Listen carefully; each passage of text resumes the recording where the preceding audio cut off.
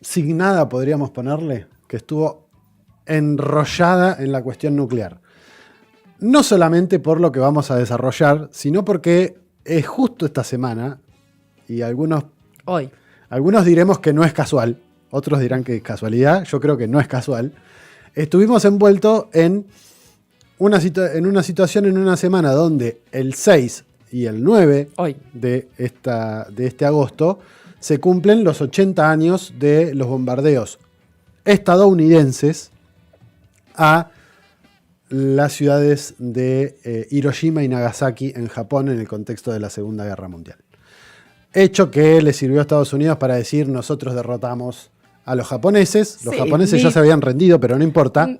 Eso quedó fuera de la historia. Ni tanto, porque Estados Unidos nunca se hizo cargo tampoco. Ningún presidente de Estados Unidos pidió perdón por el bombardeo nuclear. Y hasta ahora los japoneses nunca le pidieron que pidan perdón. Me acuerdo que Barack Obama fue el primer presidente en ir a Hiroshima, efectivamente, y dijo, no sé cuándo, se cumplía también como un aniversario, y dijo: un día como hoy la muerte cayó del cielo, una cosa así. ¿Se acuerdan de esa frase? Bueno. En definitiva, pero sí, estamos atendiendo a este aniversario número 80 de los bombardeos a Hiroshima y Nagasaki, justo pocos días antes de la conmemoración del 6 de agosto particularmente. Estados Unidos y Rusia intercambian, ¿no?, algunos mensajes amenazantes. Primero Donald Trump le dice a Rusia o le pone un ultimátum, ¿no?, de 50 días para terminar la guerra en Ucrania, pero después lo baja a 10. Dice, no, bueno, 50 10, 12 días, que eso daba la cuenta el 7 o el 9 de agosto. Bueno, les dice, tienen apenas algunos días. En caso contrario, dijo que Estados Unidos iba a intervenir de manera más contundente.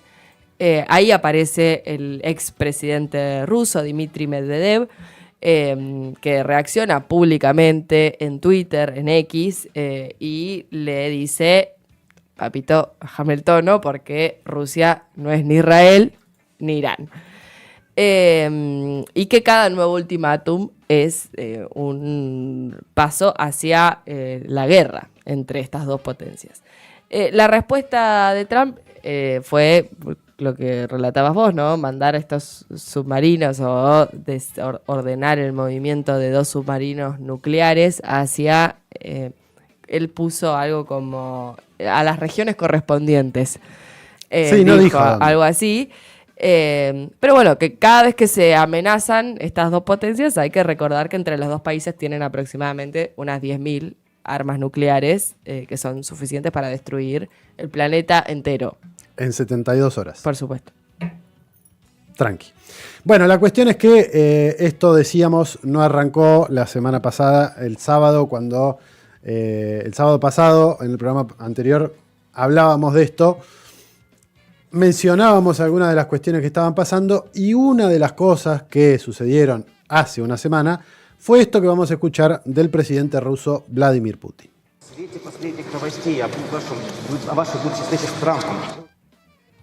El otro. Hace una semana, eso que estábamos viendo lo vamos a ver después, porque también tiene que ver con lo que estamos analizando, pero eso va a ser más llegando a este fin de semana. No nos dejaremos intimidar por posibles nuevas sanciones. No podemos dejarnos intimidar. Quien empiece a tener miedo lo perderá todo inmediatamente. Pero es absolutamente necesario comprender lo que puede suceder. Y debemos estar preparados para cualquier acción de nuestros posibles futuros detractores. Hacen muchas cosas en su propio perjuicio. Parece que no harán esto y aquello con toda seguridad, porque les perjudica. Pero lo hacen, imbéciles. Disculpen, por favor. Bueno, algo que para quienes han escuchado a Vladimir Putin no suele tener exabruptos de esta naturaleza. No es habitual encontrar una mala palabra. Es gracioso porque te dice perdón inmediatamente, como que le sale del alma. Sí, sí.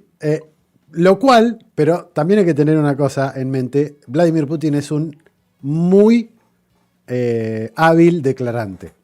Nada de lo que sale de la boca de Vladimir Putin es casualidad. Más allá de que parece que fue, o que pueda parecer que le salió así, me parece que eso habla más de un mensaje diciendo, son unos imbéciles, pero diciéndolo consciente de lo que estaba diciendo, y ese juego de, uy, perdón, disculpen, el exabrupto, responde más a eso de decir, bueno, déjense de hinchar realmente porque no estamos jugando y esto puede terminar desencadenando en algo mucho peor. Esto se da en el medio entre las discusiones entre Donald Trump, distintos asesores norteamericanos y el expresidente Dmitry Medvedev en redes sociales. Discusión o debates cruzados o no debates, cruce de posteos que se da entre uno y otro. Dicho esto, a los pocos días, creo que fue el 2 de agosto, el presidente Donald Trump anuncia que movilizó 2 submarinos nucleares a una zona, esto que decía Mir recién, a una zona adecuada. Regiones correspondientes, creo que decía como el mensaje. Esto es lo que decía. Que se despliegan submarinos nucleares. Oh, sí, bueno, teníamos que hacer eso, solo tenemos que tener cuidado. Y se hizo una amenaza y no pensamos que fuera apropiada, así que tengo que tener mucho cuidado, así que hago eso, sobre la base de la seguridad de nuestra gente. Un expresidente de Rusia hizo una amenaza y vamos a proteger a nuestra gente. Bueno, justificando el desplazamiento de estos supuestos de estos 2 supuestos submarinos nucleares que fueron reubicados o que se encontraron en otro, se desplazaron hacia una adecuada, según dice Donald Trump. A esto Dmitry Peskov, uno de los voceros de la presidencia de Rusia, dijo que bueno, son parte de la discusión que se dio precisamente entre Medvedev y Donald Trump, que ellos, el Kremlin dijo que particularmente prefería no hacer opiniones al respecto, porque se estaba hablando de una cuestión de enfrentamiento nuclear, y eso para el Kremlin no se toma a la ligera. Acá hay que distinguir que Dmitry Medvedev no es parte oficialmente del gobierno central de Rusia, sino que es parte de un núcleo de asesores en seguridad, por lo cual lo que diga Medvedev, más allá de que es parte del grupo de San Petersburgo, que es el que gobierna junto con Vladimir Putin, no es formalmente el gobierno ruso. Y acá, una segunda distinción: cada vez que Rusia quiere dar un mensaje de esta naturaleza, lo manda Medvedev, que es un incendiario, tira lo que quizá realmente está pensando el Kremlin, pero formalmente Rusia no hace esa declaración. Putin no suele hablar tan ligeramente de estas cosas. Sin embargo, generó todo esto una escalada de tensiones durante el transcurso de la semana pasada, peligrosa.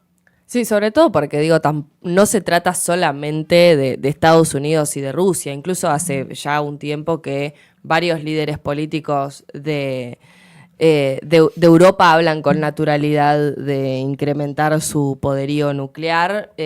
Ahora, sobre todo, ante la posibilidad concreta de que Estados Unidos deje de protegerlos, ¿no? Que es algo que también venimos abordando, ¿no? Esta debacle en la que está sumida Europa. Y el 5 de marzo, por ejemplo, de este año, Macron había dicho en un mensaje a la nación de forma muy explícita, había dicho algo como, bueno, nuestra disuasión nuclear hoy nos protege, y he decidido abrir el debate estratégico sobre la protección a través de armas nucleares con el resto de nuestros aliados en el continente europeo, ¿no? O sea, palabras más, palabras menos. Bueno, si Estados Unidos deja de protegernos, vamos a tener que hacer algo respecto de nuestro poderío nuclear.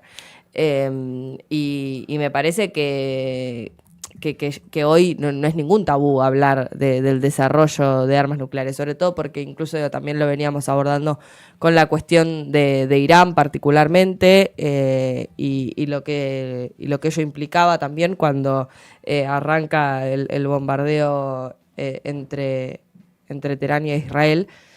Y ahí hay una cuestión, me parece, que hoy amerita ser abordada, sobre todo porque estamos ante la amenaza constante de que explote una bomba y en 72 horas nos muramos todos. Y esto se da en un contexto en el que seguramente lo habrán visto en redes sociales o en distintos medios de comunicación, el titular de que Rusia había decidido desplegar misiles de corto y mediano alcance y que esto violaba supuestamente el Tratado de STARS.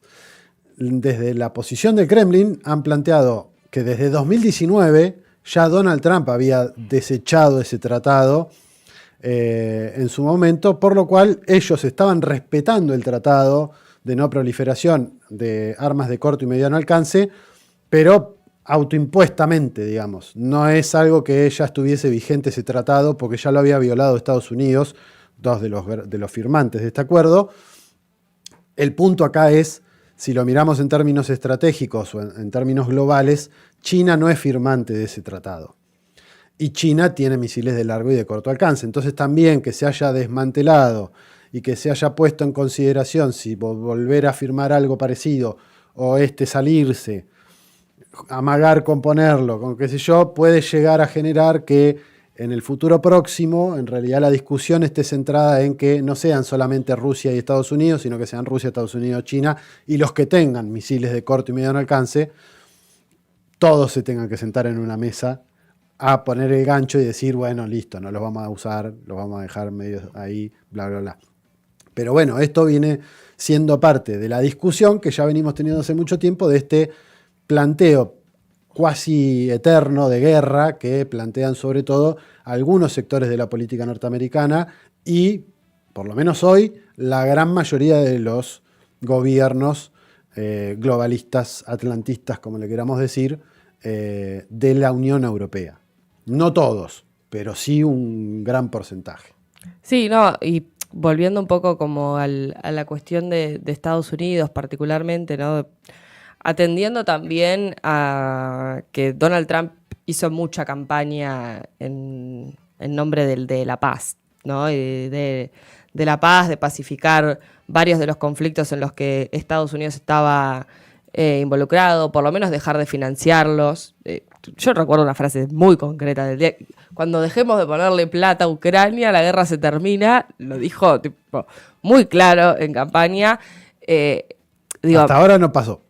Parece que hoy se está jugando también cierto protagonismo que seguramente necesite para su Premio ego. Nobel de la Paz. Puede ser. Sí, lo necesita para su Premio Nobel de la Paz. Ayer firmó con Armenia y Azerbaiyán un acuerdo, en teoría, para que resuelvan su conflicto en Nagorno-Karabaj de manera pacífica.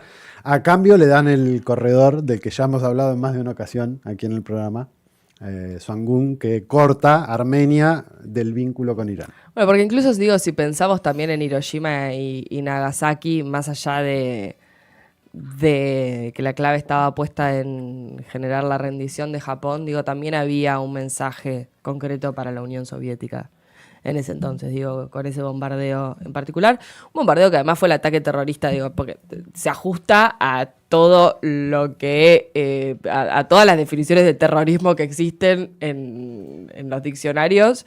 El bombardeo de Hiroshima y Nagasaki se ajusta perfectamente. Sin embargo, digo, nadie pide perdón por eso y los terroristas siempre son los otros.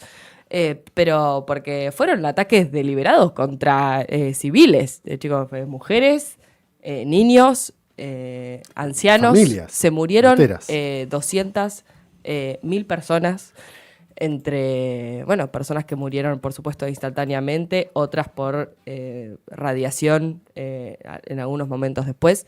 Muchas personas que, por supuesto, quedaron con muchísimos efectos psicológicos, ni hablar de algunas enfermedades genéticas también que se han producido desde entonces.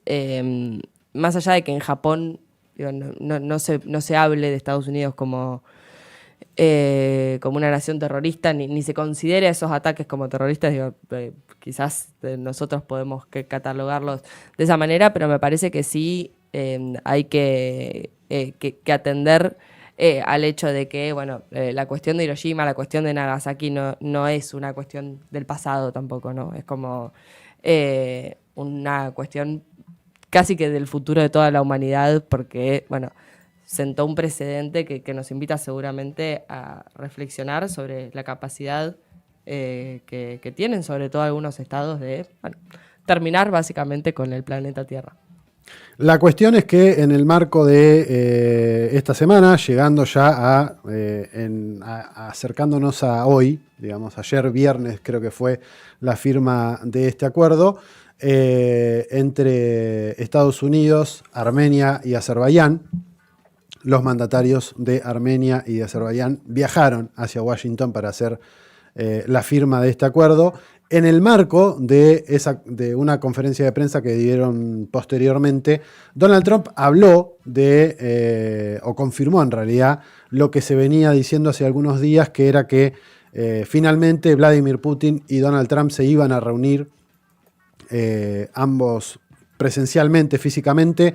Esto efectivamente va a suceder, por lo menos es lo que hasta ahora han confirmado de ambos lados, el próximo viernes 15 de agosto, o sea, el viernes de la semana que viene, en Alaska. Territorio que perteneció a Moscú o perteneció a Rusia en su momento, que en 1867, si no me falla la memoria, se lo vendió a Estados Unidos, pero que en algún momento fue territorio ruso y que están ahí al ladito, digamos, una cosa de otra. Bueno, la cuestión es que esto es lo que decía Donald Trump ayer por la tarde, haciendo alusión o confirmando en realidad este encuentro que tendrán en algunos días nada más. I think if we didn't come, Ukraine-Russia would have ended up being a world war. And I stopped that. That stopped. I think if we didn't come, Ukraine-Russia would have ended Qué up... qué pesada, basta. Él se quiere llevar todos los galardones. No, si yo no hubiese... Es insoportable, de verdad. Es que efectivamente es como un quiere hombre que le den el trola. Premio Nobel de la Paz. Sí. Nagorno-Karabaj. Lo escuchás ahí decís, se muere por recibir el Premio Nobel de la Paz. Supuestamente que los hutis o los de Ansarrollah habían dejado de bombardear en su momento a Kosovo. Lo de Irán e Israel, que ahí empezó la cuestión de denle el Premio Nobel de la Paz a Donald Trump, denle el Premio Nobel de la Paz. Ayer, en el marco de esta firma de convenio, también volvían a insistir con que había que darle el Premio Nobel de la Paz. Si llega a efectivamente imponer a Ucrania la firma de un armisticio o de poner fin a la guerra de Ucrania, y no sé si no se lo van a dar. Veremos si se lo dan o no. Lo concreto es que está anunciado así, el próximo viernes se terminarán reuniendo ambos mandatarios en Alaska. Y si no se bombardeó el planeta, nos vemos el sábado acá. Bueno, el sábado tendremos un poco de información como para poder compartirles.